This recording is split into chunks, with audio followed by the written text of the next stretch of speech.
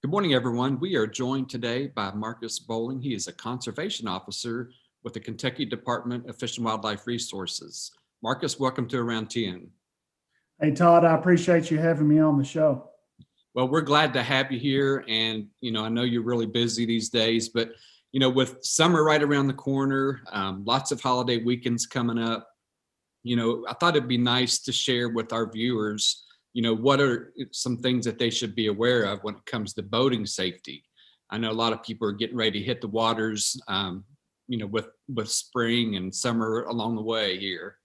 Yep, and everybody's had their boat in storage or locked away in their garage under a cover for all winter.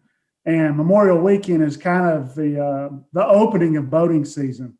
Most people, there are some people that boat all year long, fish all year long, but really Memorial Weekend opens up boating and Labor Day weekend kind of shuts down boating. So everybody's getting all their stuff out and ready to go for this Memorial Weekend. And one of the big things is you need to make sure that all your safety equipment functions on your boat.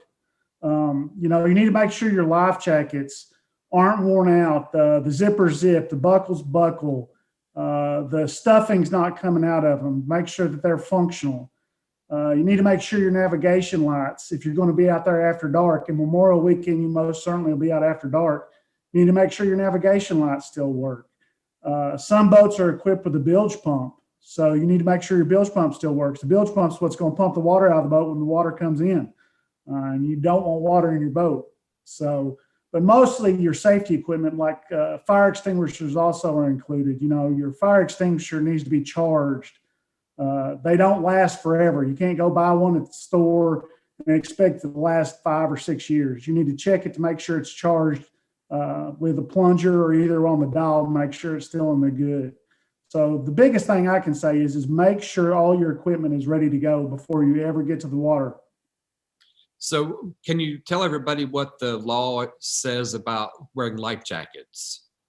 Yes. So there's a couple different things. I'll start with young kids first.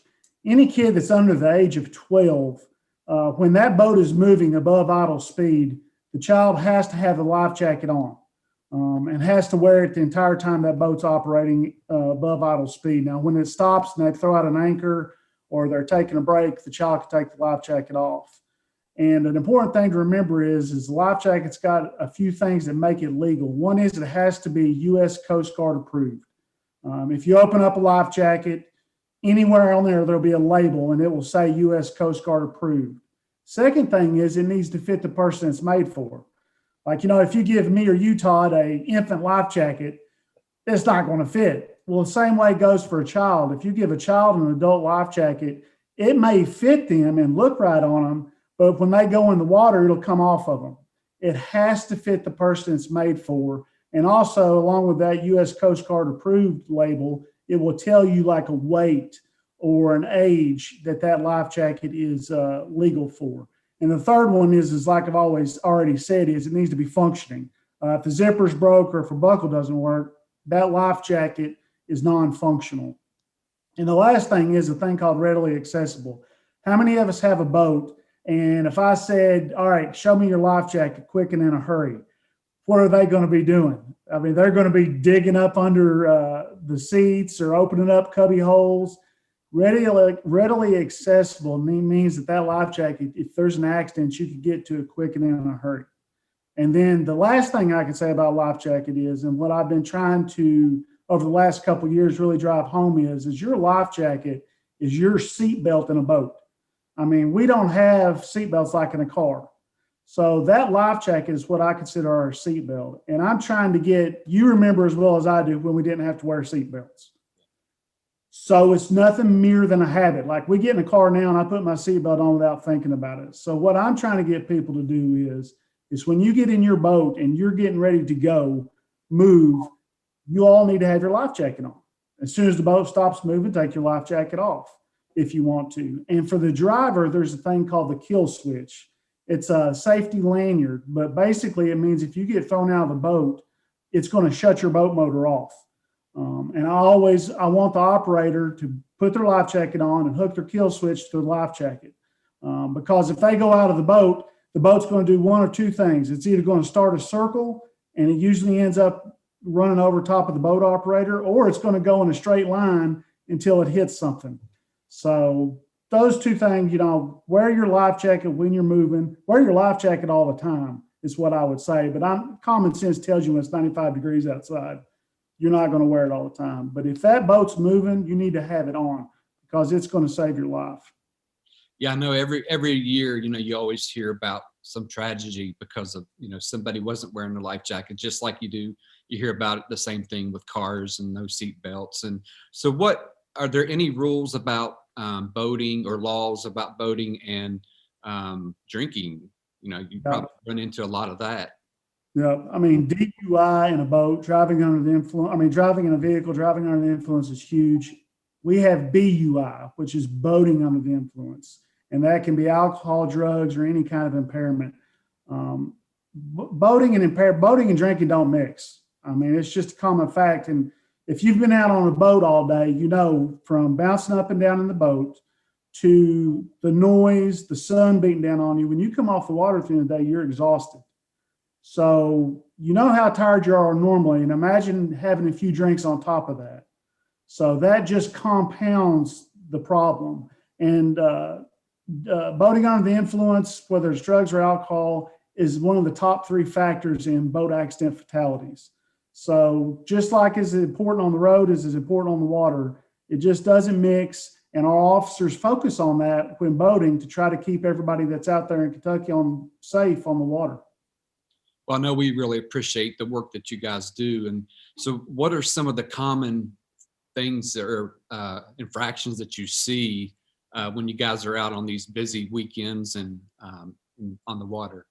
A lot of stuff comes to boater inexperience, which is a great way for me to talk about boater education.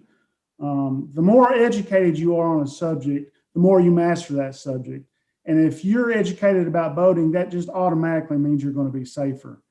But I'll tell you the rules on boating education. From the ages of 12 to 17, if you're going to operate a boat by yourself, you have to have your boater safety course, which gives you a card stating that you've passed the course for boating safety. Now, adults, it's just as important to me. When I teach a class, the adults learn as much as the kids, because even if you've boated for 40 years, there's always something you're going to learn. So you can never stop educating yourself. The more you know about something, the better off you are. But our officers Memorial Weekend are going to be out on the water, and we're just looking for people being safe, making sure that your boat's registered. If your boat's running a motor or any kind of mechanized device, it's got to be registered by law. If we do a compliance check on a boat, we're going to ask for your life jackets. You have to have a life jacket for everybody in the boat. And if you remember the rules I said, they all have to fit the person, be Coast Guard approved. If you got gasoline or petroleum on your boat, they're going to ask you for a fire extinguisher, and they're going to check it to make sure that it's working. Nighttime, they're going to be looking for your navigation lights. If you don't have navigation lights, I promise you that one of our officers is probably going to pull you over and say, hey, have you got your lights on, or you got your lights with you? But for the most part, we're out there for safety. If somebody's not boating safe, or if the water's congested, and COVID's pushed a lot of people on the water in these last year, and it's going to be the same this year. So safety's paramount, and that's what our guys are going to focus on. That's great information to know, Marcus. And where can people go to get the safety education card? Is that on your website anywhere, or is that tell us a little bit about that? Yeah, there's a couple different ways. So I teach the class, and then you can also take the class online at your own convenience. So the class is usually 4 to 5 hours, but you can take the class online, and if you get tired in an hour, you can take a break and come back to it later. But if you go to our website at fw.ky.gov and go under boating education, you will see the list of online classes, and you'll also see the list of instructor-led classes that I'll teach.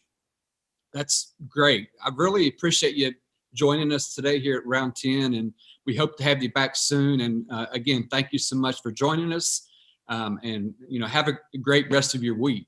You too, Todd. And just for the people out there on watching the show, We just want you to boat safe in Kentucky, and we want you to enjoy the water all summer long. So I appreciate you giving me the time to talk. Thanks again, Marcus. Thank you.